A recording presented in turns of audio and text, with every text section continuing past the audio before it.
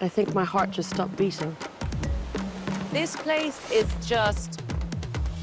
I'm Liz Bonnin, a wildlife biologist with a passion for our planet. Now, I'm returning to one of my favorite places on Earth to show you just how amazing it is. Join me on my 5-day National Geographic-Lindblad Expedition through the Galapagos to snorkel with sea lions, visit ancient giants, and spot flying thieves. You have to experience that. Uncovering what makes this place so special and why it needs to be protected. So that you can fall in love with it, just like I did. Good morning. Welcome to the Galapagos.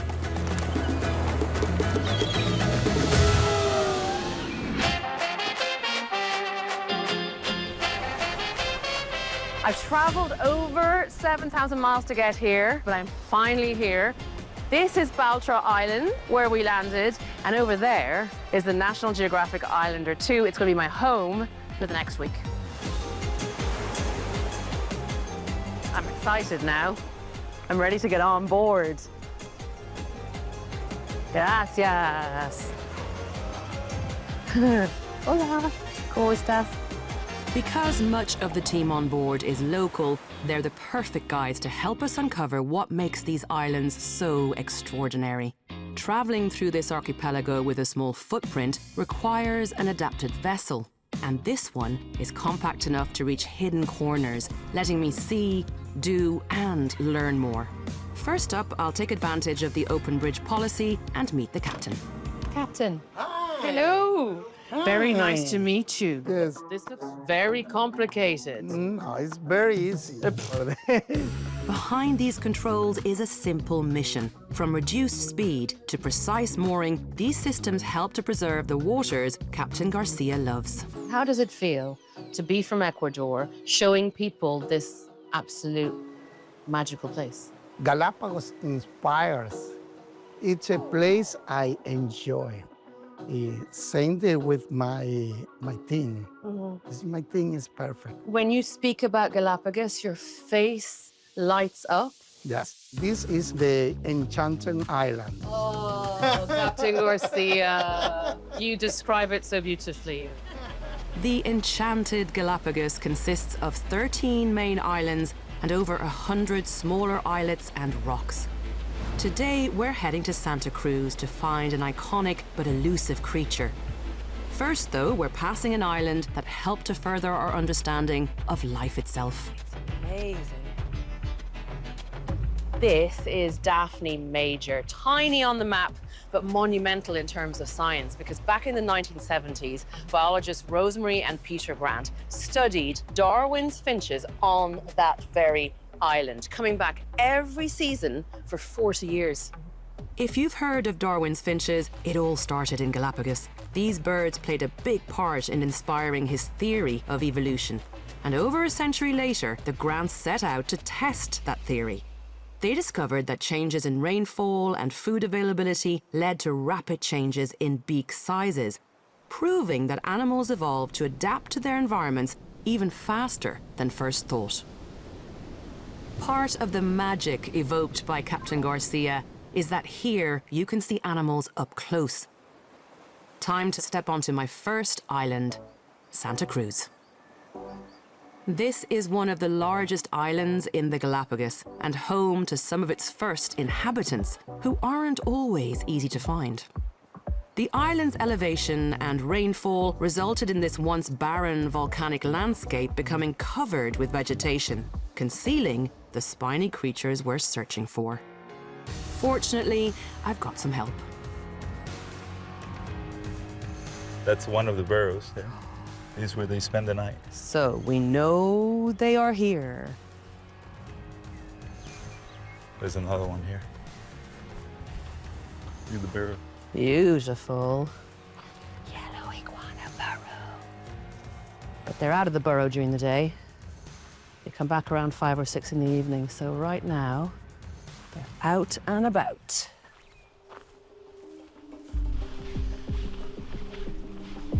Two iguanas or Could be. All I see is the I tail think print. one is, yeah, going that way, this one, and the other one going this way. So it's an iguana going out to forage and coming back to its burrow. Oh, there's one right there. It's actually in there. Stop But it. it's tucked in the vegetation. These are amazing, resilient, ancient reptiles that arrived to the Galapagos many millions of years ago on floating rafts of vegetation, surviving what must be a treacherous journey. And they're really important ecosystem engineers to the Galapagos Islands. They disperse seeds, they keep the vegetation in check, they recycle nutrients, and they're doing relatively well in this part of Santa Cruz, hence the name Dragon Hill.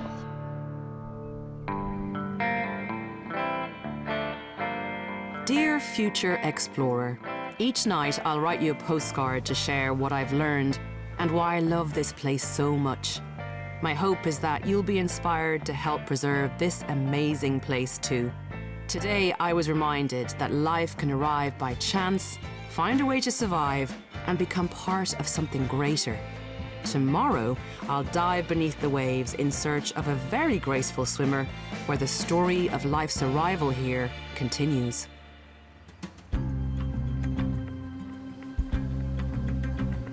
We've traveled south to Champion Islet, home to some of the best snorkeling in the Galapagos. The wildlife of the Galapagos is special because of volcanic activity and isolation, but also because of what happens beneath the waves. Two cold currents carrying lots of nutrients are stopped in their tracks by the Galapagos Islands, and upwelling takes place. So all those nutrients feed an entire marine food web, and that's why there is just so much interesting wildlife in the ocean.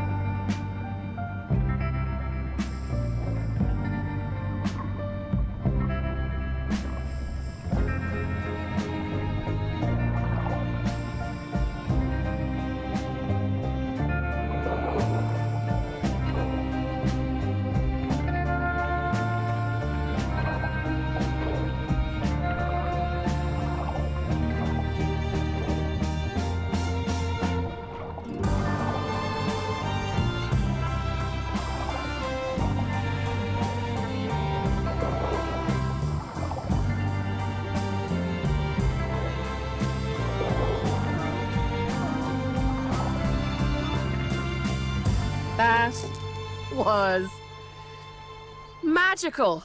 It's the only word. Oh, just meeting eyes with a wild animal who just wants you to play. It's the most exhilarating wildlife encounter there is. And those words don't even cover it. You have to experience that. More than 40 miles southeast of Champion Islet lies Española Island, where algae thrive in cool upwellings and lure a remarkable animal off the land and into the sea.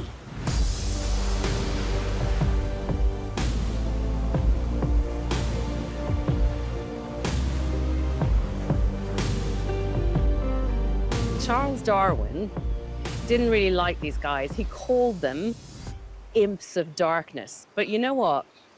If I had to pick one species that really blows me away in the Galapagos, it's these guys.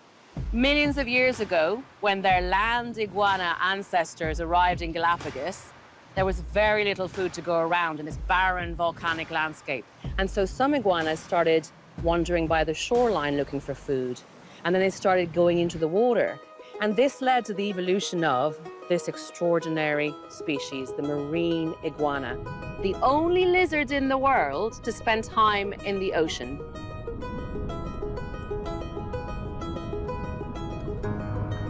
They've got these longer claws in order to hang on to the rocks in the currents so they can eat the algae. That's the food source that they found for themselves. They have these special nasal glands that help them to expel all the salt water that they ingest as they're eating algae. During El Nino years, when there's very little food around because the waters are too warm, they can actually shrink in size. I mean, literally shrink their skeletons. And then when the food returns, they grow again within a matter of months. I think that is absolutely extraordinary. And I mean, just look at the expression on their faces. They know they're badass.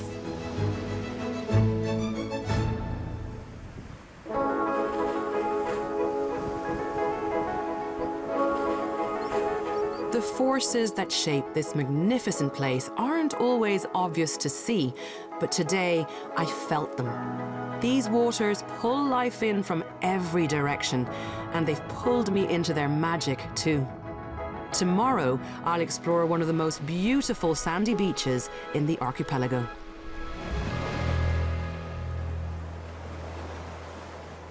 The ship stayed moored overnight, perfectly positioned to explore Española Island. But the animals had another plan for us.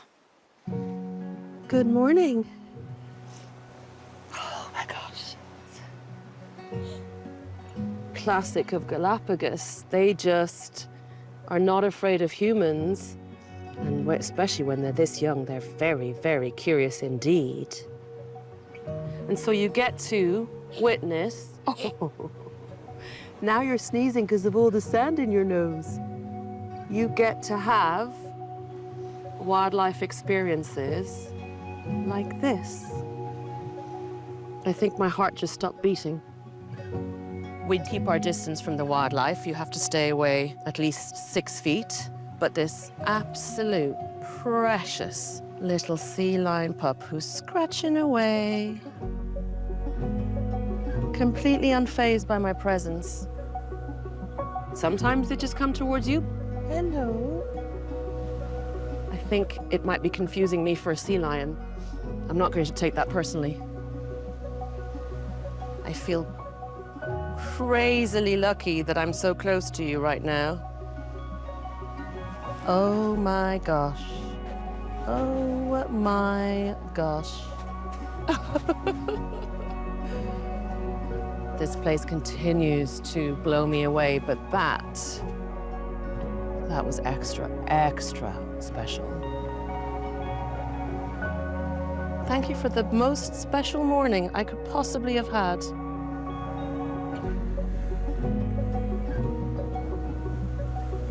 You know, when we're filming, we're always rushing around trying to capture as many magical moments as possible, to share as many stories of incredible places like these as possible.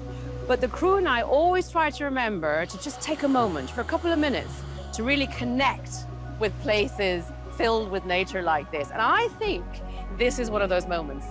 Come on, guys, let's do this. Hi. 2 minutes. Not bad view, eh? Just enjoying the day on Gardner Bay. Today, the Galapagos extended an invitation, and we listened and paused. The most memorable moments in nature are when we are truly present. It's the 4th day of this amazing expedition, and we've traveled northeast to San Cristobal Island. Today, another member of the team will help us to find a whole new cast of characters, including some with spectacular feat. This is really dramatic. I've not been to this part of San Cristobal before. Oh, this is very different again, isn't it? It's amazing. Exactamente. Somebody referred to the islands as each island being a separate petri dish. Each island has different components and life evolves independently. These guys are playing hard to get today. Come on, wake up, guys. It's a cold morning, so they're staying in bed late now. Many of the island's most captivating species are of the aerial variety, and there are thieves among them. check this out, check this out.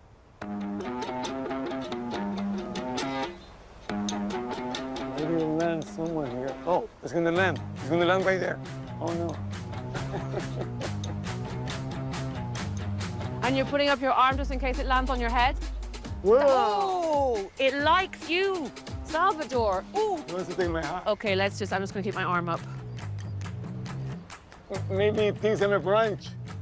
Whoa, don't grab me though. Oh, wow. It's young, it's just learning, it doesn't know. Oh, it's so beautiful. To see one so close, are you kidding me? I love that the hook and bill that they have. Makes it easier to grab things when it's still. Frigate birds, the pirates of the skies. They lack waterproof feathers, so they can't dive for food. Instead, they stay airborne for weeks, stealing meals. And the seabirds they steal from the most? The boobies. There's one with the red feet. Guys, our first boobies. Ooh, they're just... Nature is the best artist. What we need now... He needs to stand up so he can show us its... And show us your feet, please. That's my first red-footed booby. And it's so beautiful. That's a young male. Sitting there, calling, looking to attract the ladies. What he'll do first is point his bill upwards and go, ah! It's pretty bad, but it's my best attempt to attract the female. And if she pays attention and wants to check him out, he will just gently point his feet, showing off the red. And if it's nice and bright and red, he's proving to her that he's fit and healthy and that he's worth having offspring with.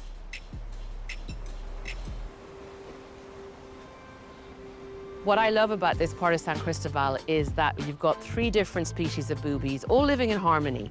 The red-footed, they nest in the trees. The blue-footed, like this one over here, they nest on the ground. And then the Nazca, they nest on the cliff tops. And each species also feeds in a different part of the ocean at a different depth. So they don't compete for nesting habitat or food. Perfect balance. There's a lesson in there somewhere. Oh, it's back. Oh, now there's... Oh! Oh my God. Did you get that?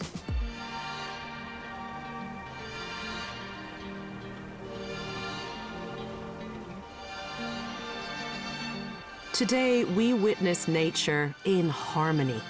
3 seabird species helping to maintain the balance of the island. It's a reminder of the interconnectedness of things, and that we all have a part to play in protecting Galapagos, no matter where we live.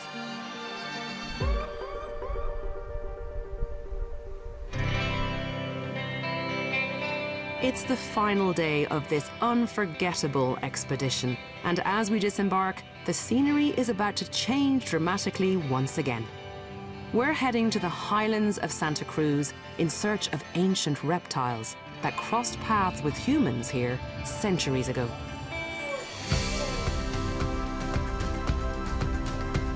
Giant tortoises. They've roamed the earth for over 2 million years. If there was ever a primordial beast, this one is it. They are really important animals, and we're really only beginning to understand just how every single species on the planet plays a role in keeping nature healthy. These slow-moving grazers shape the very landscape around them. Eating the vegetation, they clear the way for new growth, and in the process, they scatter seeds, with some seeds only germinating if they pass through their bodies. Overall, Oh, hello. someone's a little noisy back Which there. end did that come out of? The back end. It's all the vegetation, Jonathan. It is. I mean, it's all natural It's all after the all, right here, right? Their numbers plummeted when, instead of eating their way through paradise, they became the menu. They were nearly hunted to extinction during the time of the whalers, right? Giant tortoises are thought to live over a year without food and water. It was an easy way to keep fresh meat for long navigations. But an incredible effort in conservation is helping to turn their fate around. Back in the days, we assumed we had up to easily over 300,000 tortoises in the Galapagos. Yeah. We barely make it over 65, maybe 70,000 tortoises today. And the reason being, I mean, we have a lot of the great efforts of the Galapagos National Park establishing breeding programs in some of the main islands. And I love that, aside from conservationists, farmers, for example, are playing a role in taking care of this species by providing a freshwater pond, by raising their fences, working with nature. That's really lovely to see. This is as good as it gets when it comes to giant tortoises in the highlands of Santa Cruz. If I was a giant tortoise, this is where I would hang out. It's a tortoise spa. It's a, That's what it is. it's a tortoise spa.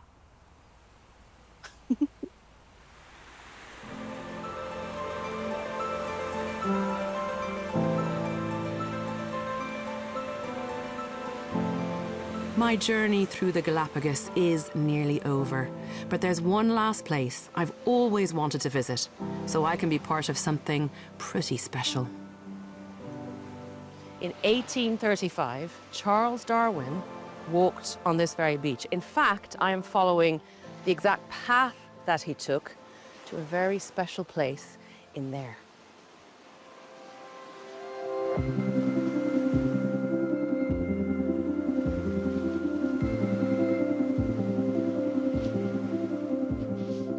So this is Post Office Bay, and it's got a tradition that dates back to the 1800s.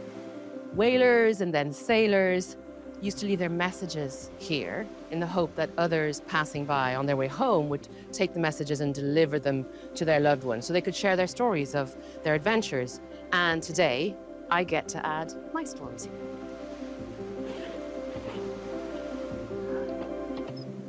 There's loads of them in here. Okay. It feels really special, actually. Do you know that feels really nice? Leaving my love letters to the Galapagos in this barrel, and hopefully somebody will pick them up and deliver them for me.